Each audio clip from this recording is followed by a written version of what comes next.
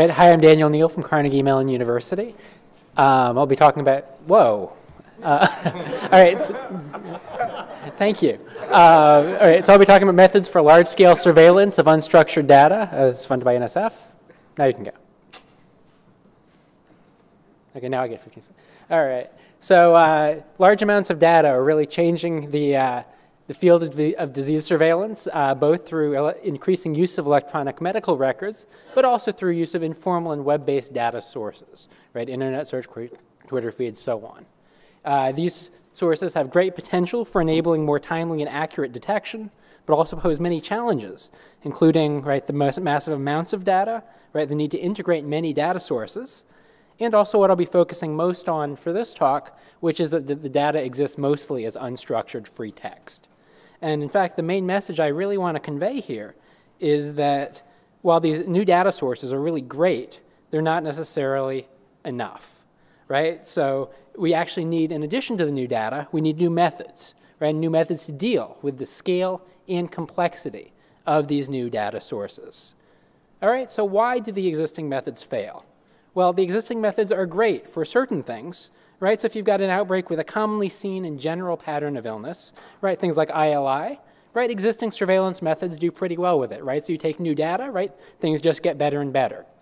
Now where things get really hard though, right, is what happens if something interesting, something new and scary comes along, right? Maybe you've got more specific symptoms, maybe you've got symptoms you've never even seen before, right, like your nose turns green and falls off.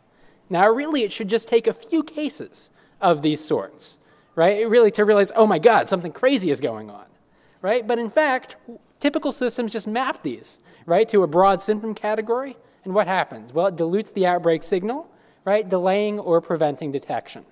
So that brings us to the current work. So what we want to do is to actually detect emerging spatial patterns of keywords by combining text-based or topic modeling and spatial event detection or scan statistic approaches. So this brings us to what I call a semantic scan statistic. So we started out with 2 years of free text emergency department chief complaint data from 10 hospitals in Allegheny County, Pennsylvania. You see a brief example right there. Excuse me. Now what we did with this then is we applied a latent Dirichlet allocation model to do Bayesian inference, right, trying to get at both the distribution over topics for each of these cases, as well as the set of topics themselves. Now, what is a topic? Well, a topic is just a probability distribution over words, right? So we were able to find topics like vomiting, nausea, diarrhea, etc., dizzy, lightheaded, weak, and so on. Now, once we have this set of topics derived directly from the text, we can then actually classify the chief complaints into this set of topics. Now what that gives us is actually for each of these topics, again learned on the fly, right, we now have a time series of counts for each spatial location. Now once we have that, we can actually use, right, technologies that we know about, right? We can actually find the topic T and region S maximizing a likelihood ratio statistic, right, and do this by a spatial or a subset scan. Now the nice thing here, right, again, we can do this, right, and again, find the most interesting topics, but the challenge, right, is that it's actually really computationally difficult. What we want to do is actually perform a constrained search over subsets of the monitored spatial locations and data streams, and again, it's very hard to do exhaustively. However, we've been able to recently show one thing we can do is actually scan over these exponentially many subsets of the data in linear time. And in practice, what this means is a reduction in runtime, right? Things that used to take years, we can now do in milliseconds.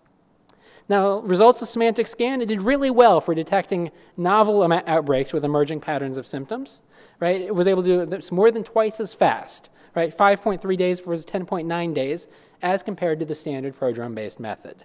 We were also able to better classify, right? Figure out what was up with these, right? So simulated green nose outbreak, we were actually able to detect, right, a cluster of, you see, topics like, or words like color, greenish, nasal, nose, green, and so on, right? So it's actually really was able to classify that.